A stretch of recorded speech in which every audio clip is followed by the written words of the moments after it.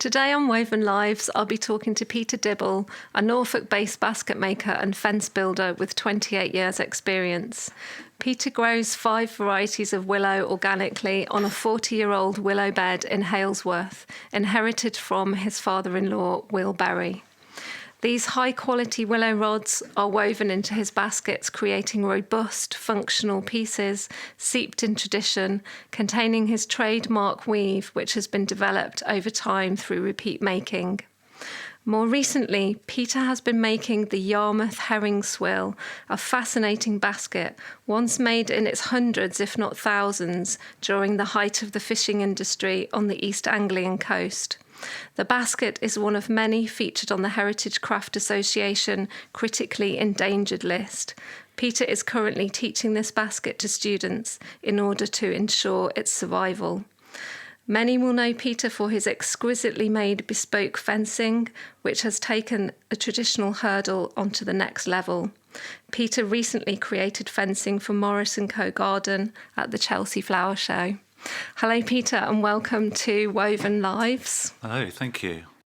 Can I start by asking you, how did your interest in basket making begin? Can you remember a moment in time when you decided, I want to be a basket maker? Yeah, good question. Well, I suppose I decided to become a basket maker somewhere around 96. But I think probably my interest in basket making probably even extends back into my childhood, because I'm originally from Somerset, and my parents used to have quite a number of baskets around in the house, and even as a very small child, I sat in a willow chair, having my sort of Saturday afternoon tea, dressed in a little dressing gown with ladybird buttons on it. I sort of remember it so vividly. Yeah. I do remember as well at the time scrutinising the baskets, which sounds a bit odd even as a young child then.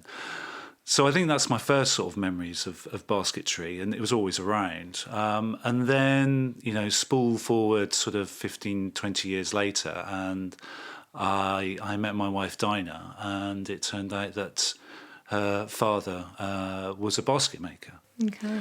And although I didn't come into it straight away, I think I knew her for about 5 years. I'd done a variety of jobs, and at the time when I'd swapped to be a basket maker, I was working in a restaurant in Norwich and getting slightly fed up with it and wanting to sort of change direction. And I just sort of thought maybe I could give that a go and see what happens.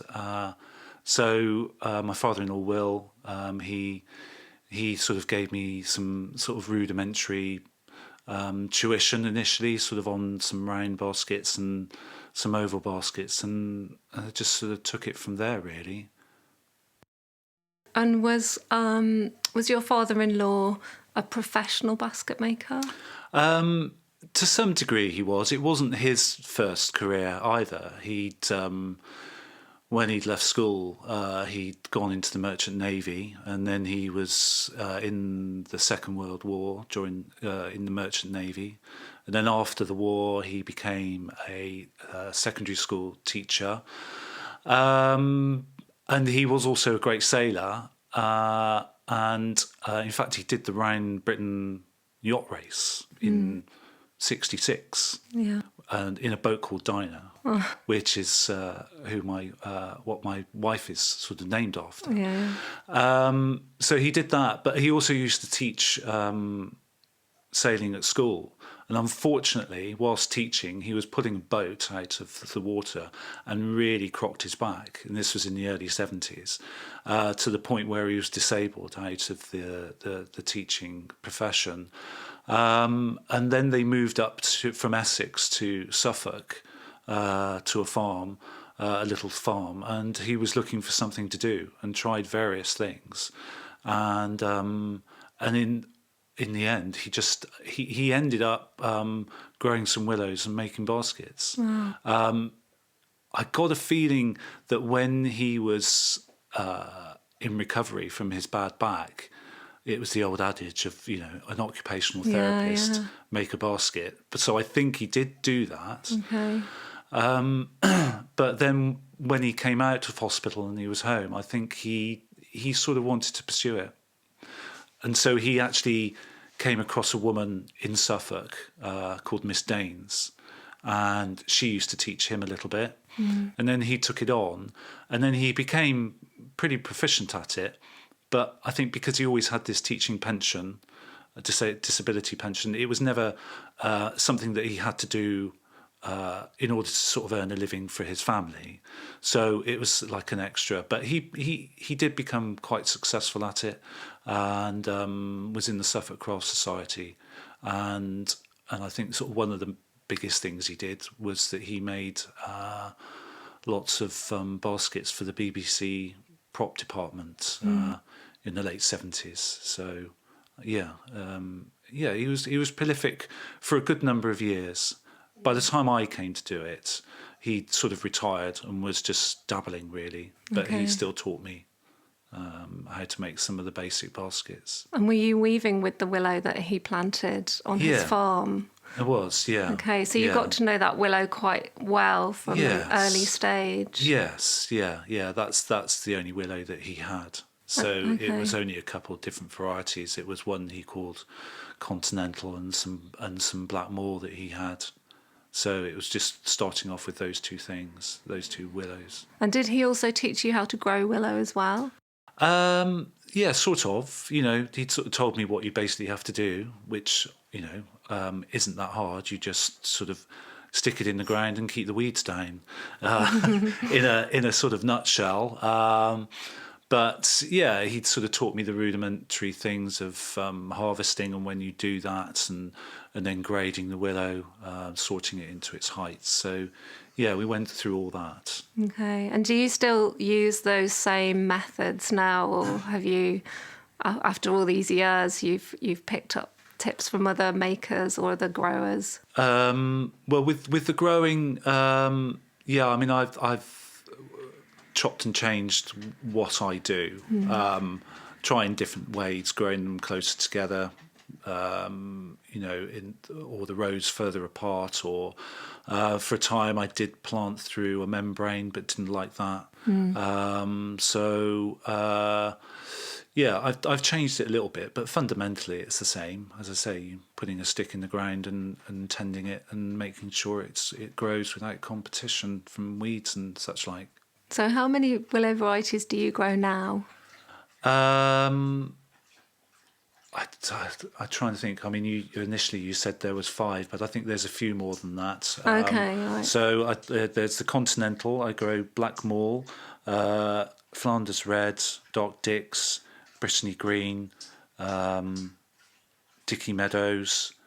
There's Elegantissima. And then there's a couple that I don't know the name of, which came from stumps that my father-in-law grew, and I think he just nabbed them out of a hedge somewhere. Okay. Started to plant them up, and some years they grow well, some years they're awful. They branch a lot. So it's somewhere around about 9 or 10. Okay. And do you have things. a favourite willow out of those that you prefer to use? It's hard to say. I always think it's just whichever you're using at the moment and is soaked right and is working very well. I suppose I really like using my own Blackmore because I think of the conditions that I grow it in and where it grows. It does work differently to, say, some of the Blackmores that you can get from the Somerset Levels. It has quite a tough skin to it. Which obviously makes it very suitable for, if you're trying to do awkward, intricate things because you're not shredding the bark. Yeah. But then, I love the colours of some of the others, some of the sort of Flanders Reds that I've got. I tend to try and vary the colours of even the rods I've got by drying some in the shade, drying some in the sun. So that you get different mottled effects and colours. And I just like mixing them up. So it's hard to say a favourite, to be honest. Yeah. And have you Do you have any problems with pests or diseases? Not a lot, no. On the odd occasion, I've had beetles, bit of black fly, some mildew if it's a very wet summer. But on the whole, it seems to be fine.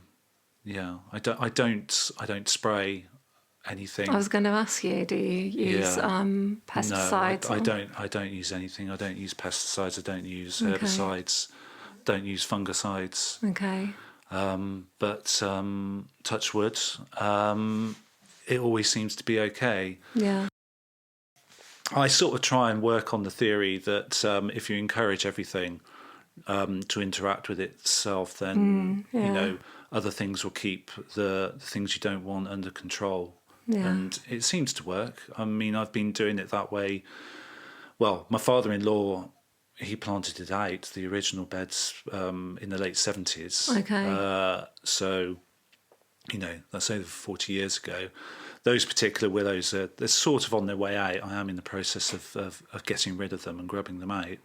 But the new stuff that I've grown, I suppose I've been in charge and control of how I do it since my father-in-law sort of passed away in the early 2000s. So for 20 years I've been doing it my own way. Yeah. And in all that time it seems to have worked fine. I've never been bothered by any disease or anything like that. Oh, that's good. And so you said you don't use a membrane to plant through. Is that because you don't need to, or you don't agree with using plastics? I think fundamentally, what happened was that I decided I'd give it a go because I lived quite away from where the willow was, about an hour's drive, and I was finding it difficult to keep on top of the weeding, and I thought it would be a solution to plant it through a membrane. So I rolled the membrane out in strips and planted the willows through it. But I remember when I looked at it, I just sort of thought, that just doesn't look nice. I just didn't like the look of it, to be honest. So it never sat well with me. And so after maybe sort of 3 or 4 years of it being there, I just decided I don't want this. And so I cut the stumps down, pulled the membrane up, and then just let the stumps grow. Okay. And subsequently since that, I've sort of decided, I'd sort of heard about gardening, sort of no-dig gardening, and the philosophy behind that, and the encouragement of the soil and the microbes and all that sort of stuff that's within there to interact and help each other, and that's the sort of view that I'd quite like to take with it. And it's and for me the business with membranes is that earthworms are a big part of keeping a soil a healthy place for things to grow in. And if you have a membrane and you have your willows and the leaf drops each year, then none of that leaf goes into the ground because the worms can't bring it down into the ground. And so, I mean, I'm no expert on it. It's just my gut feeling. And it seems to be working. You don't have any pests. Yeah. I mean, who knows whether it's because of that or not? And it is that thing of. I just feel it's the better way to go. Yeah. It is more work. There's no denying that. I'm down there a lot, weeding, cutting back stuff that I don't want, weeds and things that I don't want. But it reaches a point, within the next few weeks actually, where the willow is growing so much that nothing else can compete with it. So then you don't have to worry about it. Yeah, you don't have to weed or hoe anymore. Yeah. Okay. So it's very intense at the beginning of the year, and then it tails off. That's just the way I like to do it. And do you cut your willow by hand, or do you use a machine?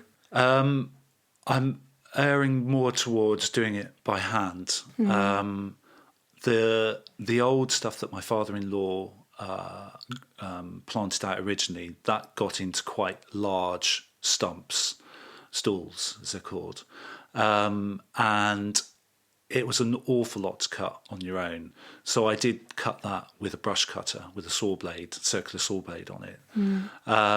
But as I'm getting rid of that willow, the willow that I concentrate on now, which is all the basket willow, I have got into cutting it by hand. It's not a huge amount. Yeah. You get into a rhythm of doing it, and it's not bad. Okay. You know, when I think about people's stories that I was told, you know, sort of like, I remember talking to Mike Musgrove in down on the Somerset levels, and talking about at the time when he was a young lad, and they had about 36 acres, and they used to cut it all by hand. Wow. And I sort of think, well, Unbelievable. I've got about a quarter of an acre. Yeah. If I can't do that, then by hand, then you know, well, yeah. So I just keep at it, Yeah. and I quite like it, really. Yeah. And I got fed up with having a brush cutter strapped to my back with a petrol engine belching out fumes in my face And the noise, for hours on the day, and the noise. Yeah. Yeah. Yeah. So It's interesting to when you're talking to different basket makers, everyone has their own different way of cutting, don't they? they do. You know, yeah. I've heard some people using like electric secateurs, and Yeah. Kirk uses a willow hook. Yeah. And some people use rotavators that they sort of change so that they've got blades on them. Yes. And yeah. cut like that. So it's quite interesting learning everyone's different methods. Yeah. I mean, the way I cut it by hand is I have I suppose it's just a hand sickle, really. It's quite a long, curved hand sickle, which I was actually given by Stephen Pearce, Oh, nice. who was a grower, or was a grower, down in Somerset. And so I remember him sort of trying to demonstrate to me how to cut with this sickle, and the bits that you cut, sort of clasping them between your legs. Yeah. And as you shuffle along the row, putting each extra bit that you've cut, stuff it between your legs, between you, until you've got enough. Yeah. And then and then put it to one side, and then start again. Yeah. And I think it's that thing of because of the way that I grow the willow, the way I cut it.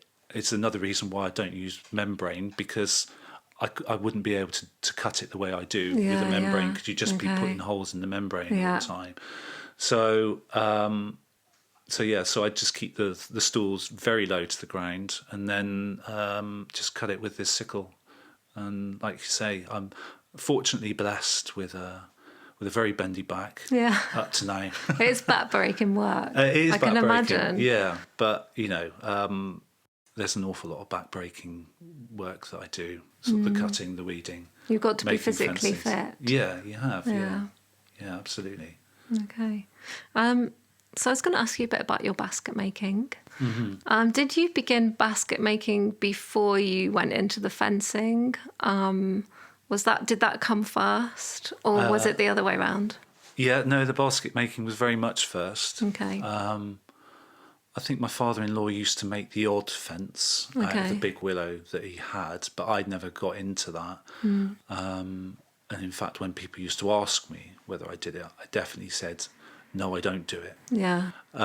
Until probably, I think it was around about in 2001.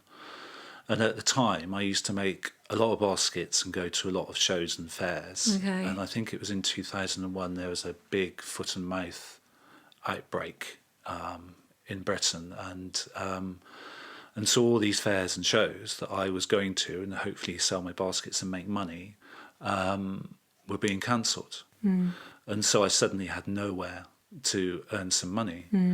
And then somebody just said, do you make willow fencing?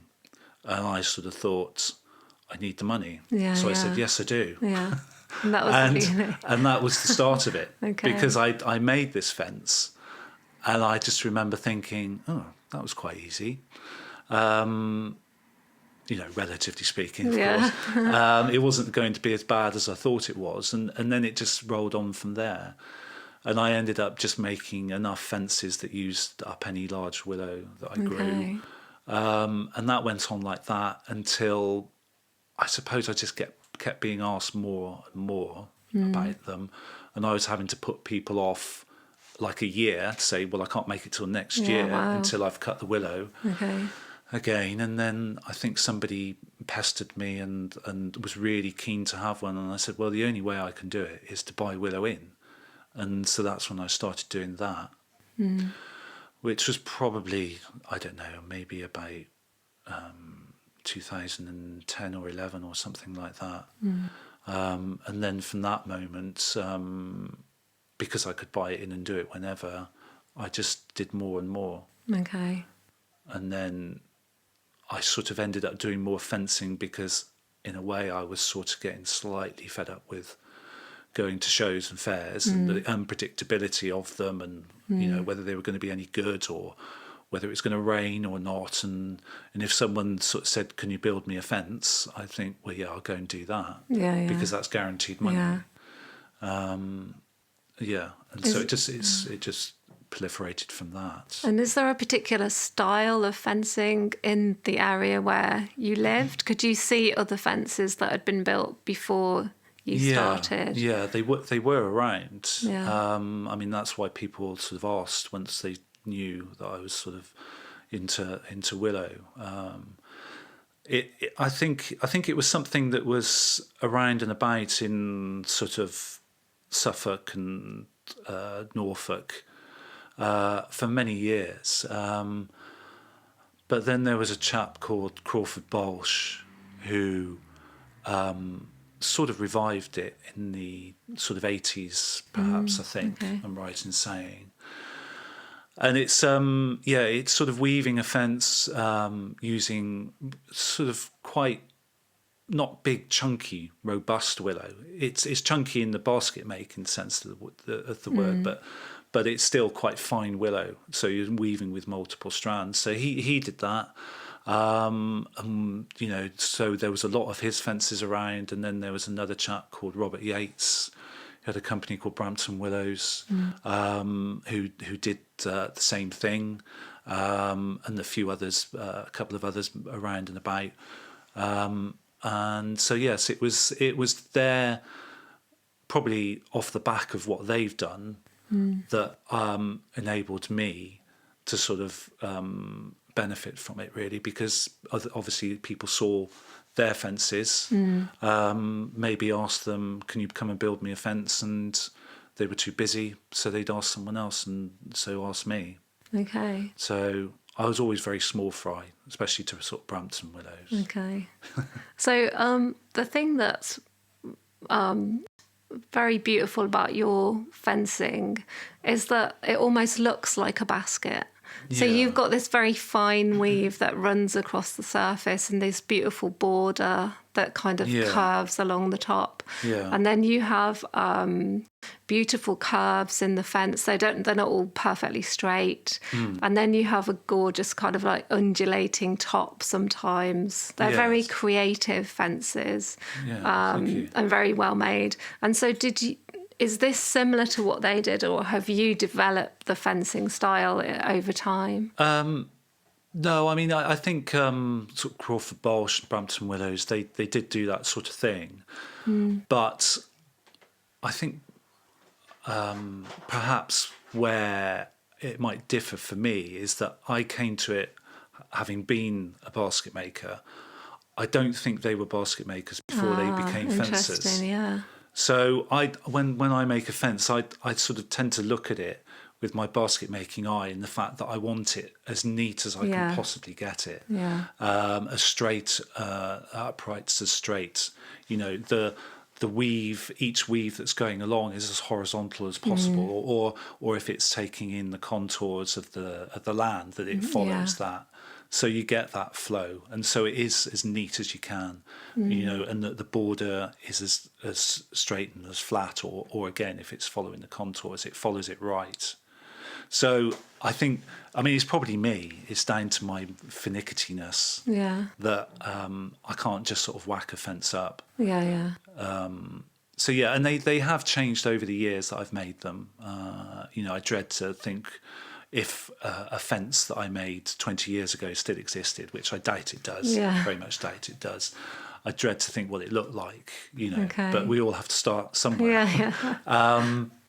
And then they sort of developed over the years, and I sort of went from using wooden posts to steel posts as the main uprights. Yeah, and I was then, going to ask you what the uprights were made of. yeah, they're just sort of steel posts about every 4 feet. Okay. And then the uprights I use between the steel posts, which is probably where I differ from a lot of the other fence makers, is that I use large battens Okay. rather than 2-year-old willows or hazel uprights. I think, as again, it's that thing that I like, the dead straightness of the large battens. Okay.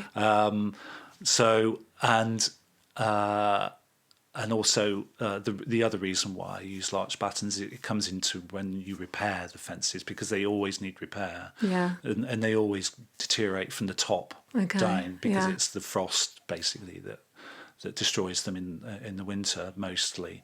And so because I use the large battens, when you come to repair them, the top is fine. The battens are fine. You can just reweave it.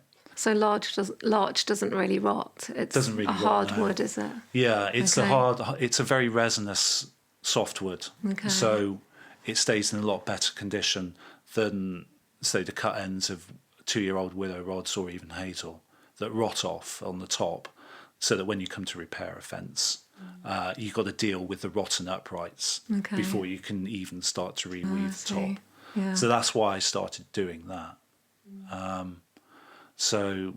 And that's probably the main thing that distinguishes my fences from the other people round and about in sort of East Anglia that do them. And is the border that runs across the top, is that a basket border, or is that a border you've made up to fit on the top of a fence? It's what is it? It's three behind one. So it's just a whale, really. Okay, right. Yeah. Yeah. It So in looks front beautiful. of 2 behind 1. So yes, that's the sort of border it is. I've tried various ones over the years, but that's the one I sort of stick with. It's the one that I like Yeah. the look of. It looks very attractive, doesn't it? It looks very decorative. Yeah, it going sort of across the top. puts like a cap Yeah. almost to the top of the whole fence. Yeah. So recently you did some huge panels for a garden at Chelsea Flower Show. Yes. Morris and Co. garden. That's right. Yeah. Did you make those in the same way, or have they got a frame around them? How did you do those? Essentially the same. So I made them, I think they were about 4 foot wide and 8 foot tall, 7 or 8 foot tall, each one. I think there's probably about 8 or 9 of them. So yes, it was just making each panel, but they were just made out. There's no steel frame in them. They were just made with the larch uprights. Okay. So essentially, it's just like if you're making a square base on a basket, Yeah, it's sort of that, just in okay. a much bigger form. Like a and then huge and then I base. did put a border on top. Okay. So yeah, so made them at Willowfield, and then during the construction of the Chelsea Flower Show, we sort of went down, and myself and my colleague Mark, who helps me sort of with the fencing and stuff in the Willowfield, we went down for a day and sort of put them up. Wow. So yeah, no, it's a great thing to be involved with. Yeah, I can It was- imagine. Yeah, it's always one of those things that once I got into doing more outside work, I thought I'd really like to be involved in it, to see what it's like, because I've heard stories from landscape gardeners of like the mayhem of it in the setup, and I thought, well, that sounds quite fun. Did you really. experience that then when you were Yeah, there? well, I suppose the thing is, Mark and I just breezed in, put the panels up, and breezed out again. Yeah. Our job was done. It was quite easy. So we weren't in there when it gets towards the frantic end. But no, it's good. Went down to the preview show, and yes, and it won gold, which was great. Fantastic. Yeah. Which was great. obviously down to my panels, of Obviously. course. How could they resist? Yeah. So I also wanted to ask you about the Yarmouth Herring Swill. So this is a really fascinating basket, isn't it? Because Yes. it's such an odd-looking basket. Yes. it seems as though you're the only person in the country making it at the moment. Is that right? I don't know whether that's absolutely right. Okay. I don't.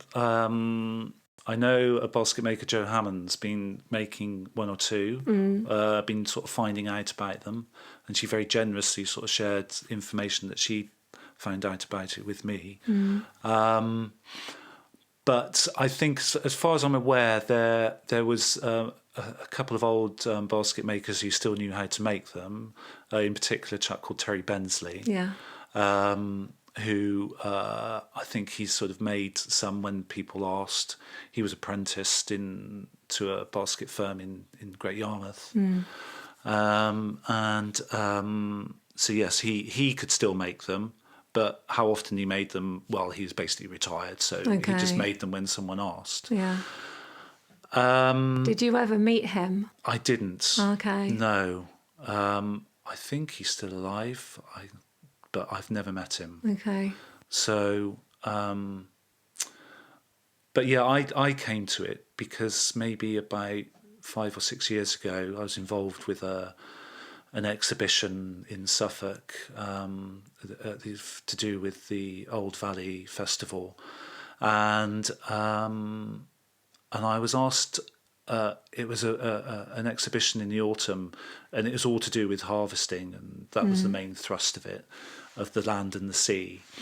And I was asked to sort of make a couple baskets. One was a potato sort of picking basket, and then the other thing I was asked to make, sort of very last minute, was a Yarmouth Herring Swill. Okay.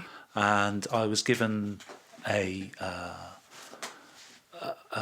swill that Terry had made, and a lady Bunty Ball had, and so she lent me that swill, and then I also had access to a video of Terry making a swill, so I watched that as well, and a very sketchy diagram, and then I just had a go. Oh, wow. and it came out okay. Yeah. And I think I made another couple then, and then it sort of forgot about it, really. That was that. And I sort of had vague notions that I try and make more.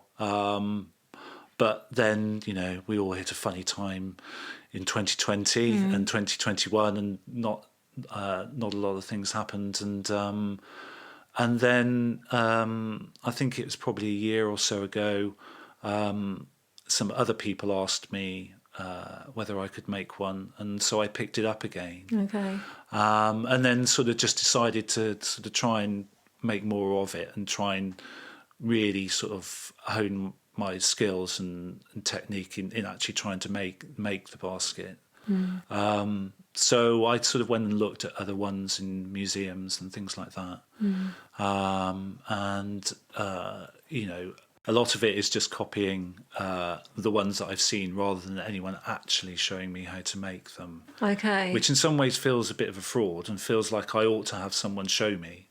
But then I don't know. I don't know whether there is anyone who left who could actually show me. So it is the only way to learn how to make them is to look at ones that already exist and try and work out how it's done. Yeah, absolutely. I think I had to make a large eel trap one time from photographs. You can get quite a lot out of studying an original, or like you said, from a film. You can see quite a lot of how someone's made something.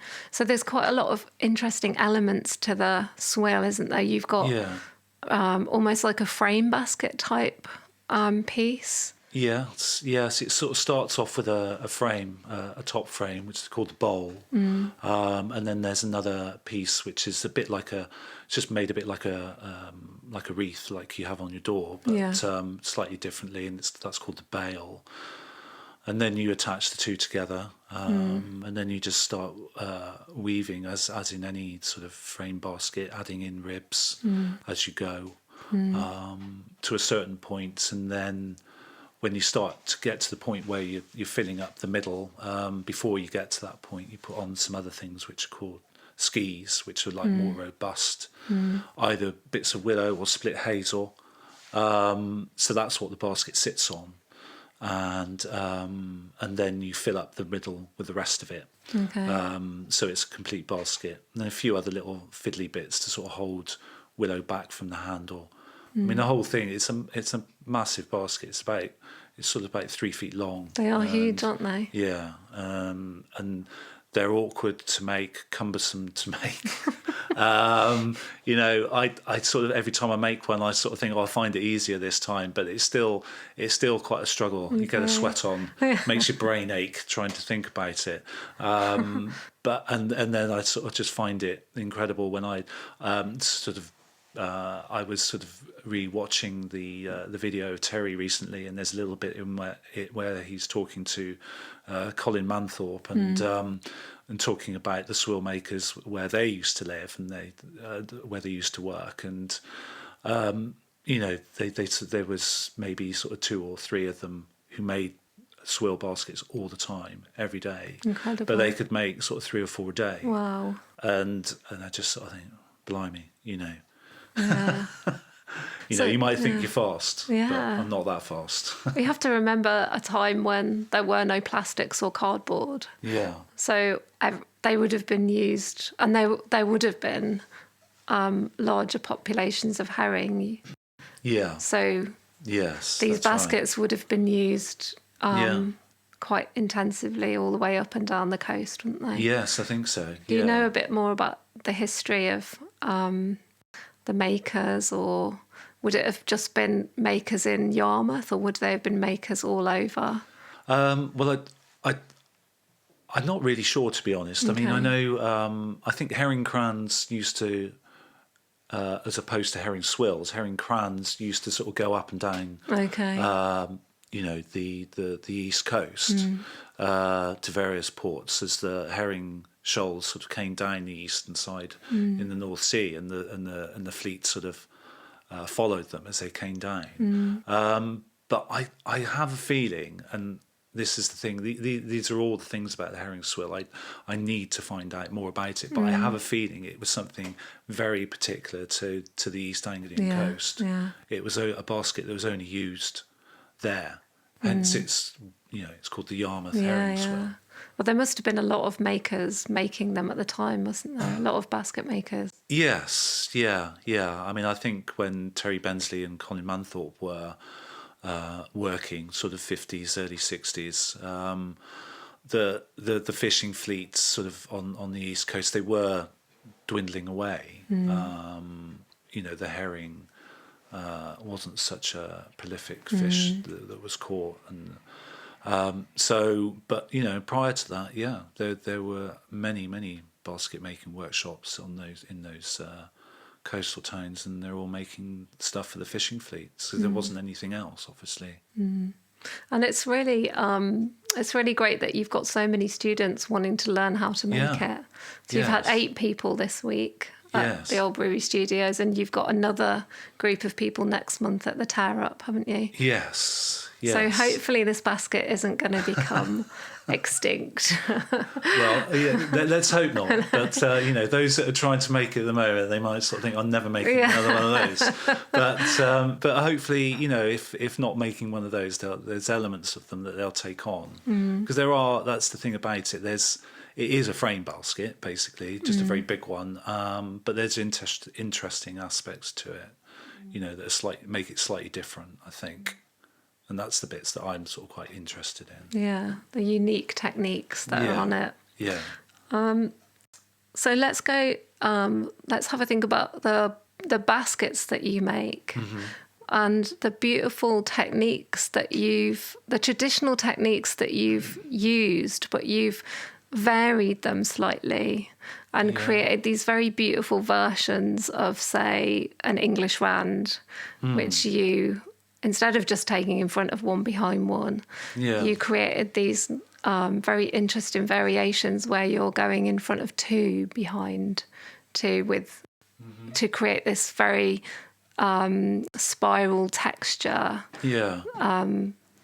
that goes around the baskets. Yes. So how did you come to think of these techniques? How did they develop? Yeah, good question, really. I suppose it's just playing around, really. Sort of going back to where I learnt my basketry from. It was my father-in-law that initially taught me the rudiments of things to make, but we lived a fair distance apart, so it wasn't like I was there every day and he was teaching me. So I was at home in Norwich, having a go, just trying to make things. And so, as a backup to him not being there, I just used to get books that I could get at the time. I think my parents might have got me Mary Butcher's book, and then I think I got and bought Sally Goymer's book, and I got a couple of others as well, little pamphlets and things, and just sort of used to look at them and try and make the stuff that was in there, and sort of follow various techniques that they showed, and I suppose it's things like with English rounding. I may have seen it somewhere, and just had a go. I can't honestly remember. So I'm always sort of dubious about sort of saying it's something that I thought of. But I did sort of start to do that sort of thing and just alter how many times you went in and out and stuff like that. But I suppose the thing is that over time, and because I didn't have a particular person who was telling me how to make stuff, I sort of feel that it led to me just sort of making up my own sort of style, things that I liked the look of. And so there's many baskets that I've seen and techniques that I've seen in them, and I've had a go. And if I don't like the way it is and I don't like how to do it, then I sort of don't bother to do it, and I just sort of stick to what I like or what I feel works best. I think a good example of that, and probably some people will hate me for saying this, is that I don't like with square basketry piercing the side sticks and just ramming the stakes in. So do you scallum your side stakes? So I always scallum my side sticks on square baskets. Down the long sides? Down the long sides, yeah. I don't scallum. I shove them in on the short end, but scallum down the long. And that's just something, that I suppose it's because I didn't have someone telling me you do it like this. And I sort of looked at, you could do it that way or you could do it the other way. And I sort of decided I like that way better. And so that's what I stuck with. And that's like with all the ways that I do basketry. It's just what I prefer. It's not anyone telling me. And you've got to that stage really because you've made things so many times. You've been repeat making so often. Yes. That you've come to find techniques. In particular, what I really like is the way you do your square bases with just 2 rods passing across the uprights at a time. Yes. So it looks like a slough, but on the base. Yes. It's very nice. Yeah. I mean that is a classic example as well, because when I look into the base of a basket, I think I prefer personally. I just prefer looking at that sort of 2-rod slewing than a rounded base, just a single rod weaving. So it's all just down to my personal preference, and the same with slewing on the side of a basket. I've never particularly liked sort of multiple slewing, say 3 or even 4. I understand why people do it, but I've never really I don't go beyond sort of 2 rods at a time. It's just the quirks of how I make things. Yeah, it's interesting, very interesting. So your last question is, this is for all the people out there who are listening who want to become a basket maker. What advice would you give to someone who was starting out as a basket maker or wanted to become a basket maker? Do you have any? Yeah, perseverance, bloody-mindedness. Okay. Are probably 2 good things. Yeah. But I suppose the thing is, I can only, in a way, sort of describe how I managed in a way, and those two things were, did come into that, perseverance and bloody mindedness. But I think for me, I dabbled with basketry. I did it part time for probably the best part of a year, and used to go to the odd show and sell stuff, but never. I never really felt like I was sort of making progress. And so in the end, I think the thing for me that made me make it into something that I can actually make a living out of was I just made the big decision to do it full time. Okay. And when I say full time, I mean full time. It's definitely a job. It's 5 days a week. Yeah. It's sort of sort of 9 till 5, and there's an awful lot of faffing around that, especially these days with emails and such like. It's just the perseverance of making things, making them as well as you can, and finding places to sell them, which I know is an easy thing to say, but when I think back to what I had to do when I was first making, I was going to shows all the time in order to sell. There were a few lucky things, I guess, that made it easier for me, in the sense that when I started making, there was a basket shop in Holt in Norfolk, and they used to go around and they made a big effort to buy baskets from makers in East Anglia. Yeah. And they were pretty successful for a while. And so that was a good, bread and butter sort of order from them.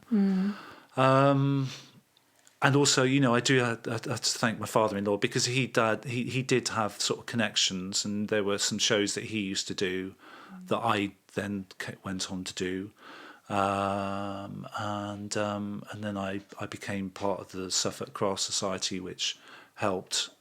But at the end of the day, I think that in some respects, the way that you make money out of it is you either end up charging, I was going to say a lot for your baskets. I don't mean that. I mean, either you make a basket and you charge a decent amount for it, or you charge enough for it that someone will buy it, or anyone. There'll be more people that will buy it, and so then you've got to make more. Yes. And the more that you make, the faster you get. Yeah. And so, in essence, you're getting paid more. Okay.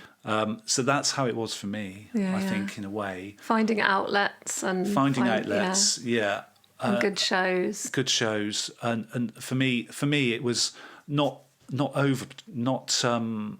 making them too expensive. And then they sold, and then that gave you a reason to sort of make some more. And it was difficult to begin with. I wasn't in a position where that I had a partner who had a good job, and so therefore it didn't really matter whether I made enough money. I was the